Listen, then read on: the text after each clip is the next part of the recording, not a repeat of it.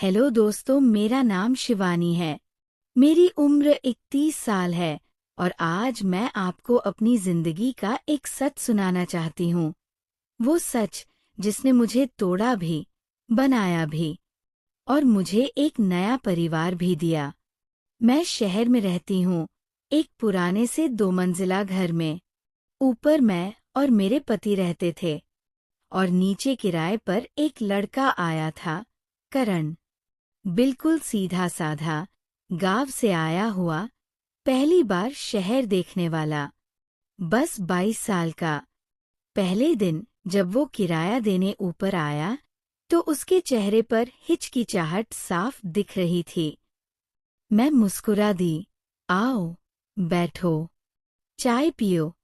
मुझे शुरू से ही उसकी सादगी अच्छी लगी।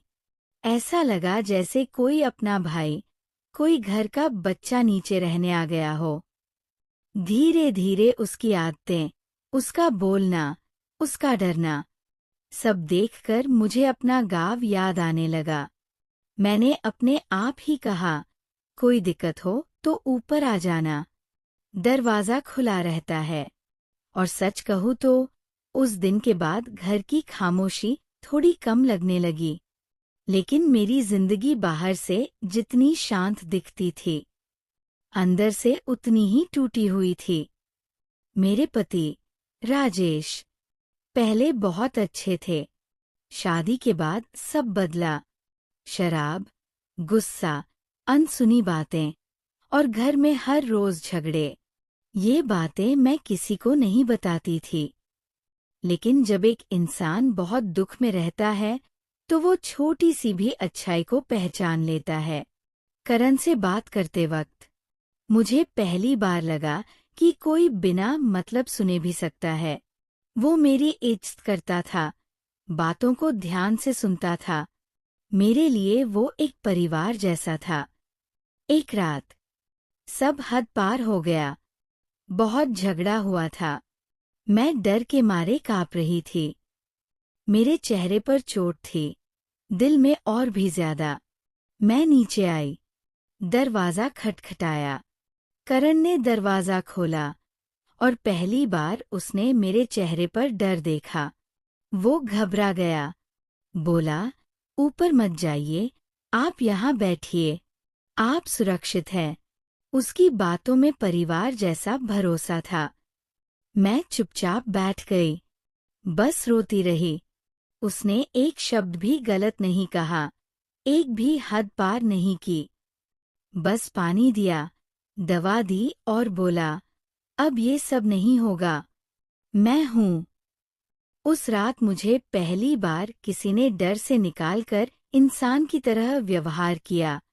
अगले दिनों में चीजें और बिगड़ती गईं। एक दिन राजेश बहुत गुस्से में था। मैं ऊपर थी, वो चिल्ला रहा था। करण दौड़कर आया और मुझे वहां से नीचे ले आया। उसने सिर्फ इतना कहा, आपके साथ गलत हो रहा है, अब आपकी सुरक्षा जरूरी है। उसकी एक बात मेरे 5 साल की चुप्पी तोड़ गई। मैंने हिम्मत की और शिकायत दर्ज करवाई।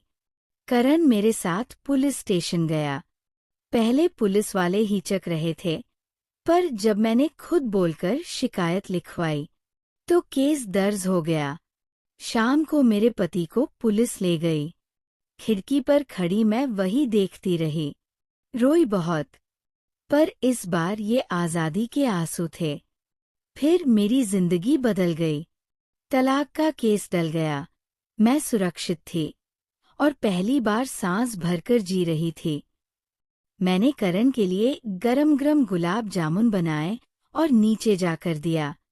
मैं बोली, करण, जो मैं 5 साल में नहीं कर पाई, तुमने 1 हफ्ते में कर दिया।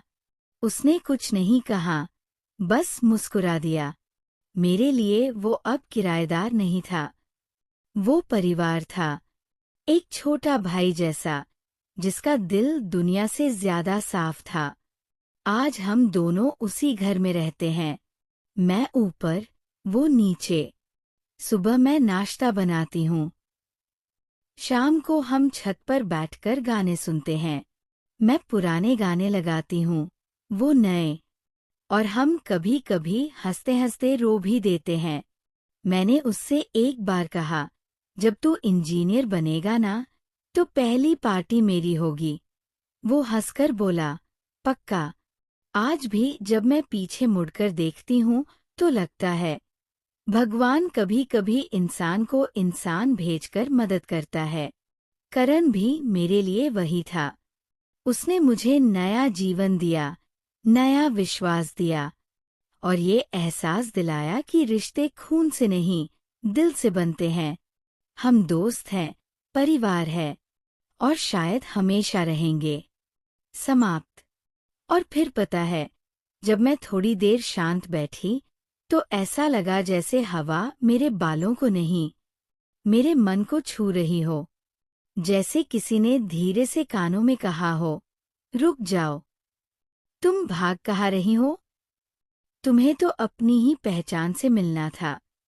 और सच बोलूं, उस पल मैं भीतर से कुछ हिल गई, क्योंकि कितने समय से मैं दूसरों की उम्मीदें पूरी करते करते खुद को ही कहीं पीछे छोड़ चुकी थी।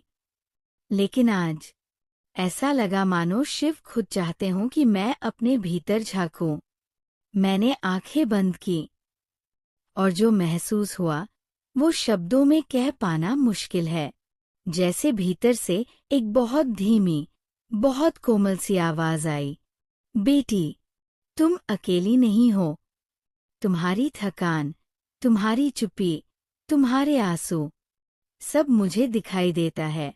और आज तुम्हारे भीतर जो टूट रहा है, वही कल तुम्हारी सबसे बड़ी ताकत बनेगा। बस उस एक पल में मेरा दिल भर आया। मैंने महसूस किया, किसी को बताने की जरूरत ही नहीं कि मैं कैसा महसूस कर रही हूँ, क्योंकि कोई है जो बिना बोले भी सब सुन लेता है। मैंने धीरे से सांस ली और खुद से कहा, ठीक है, अगर ये शिव का संकेत है, तो मैं रुकूंगी नहीं, मैं डरूंगी नहीं, मैं अपने रास्ते पर चलूंगी। और तभी ऐसा लगा जैसे ब्रह्मांड ने मेरे लिए एक दरवाजा खोल दिया हो। एक एहसास, एक भरोसा, कि चाहे रास्ता कितना भी मुश्किल क्यों न हो, मुझे कोई चलना सिखा रहा है।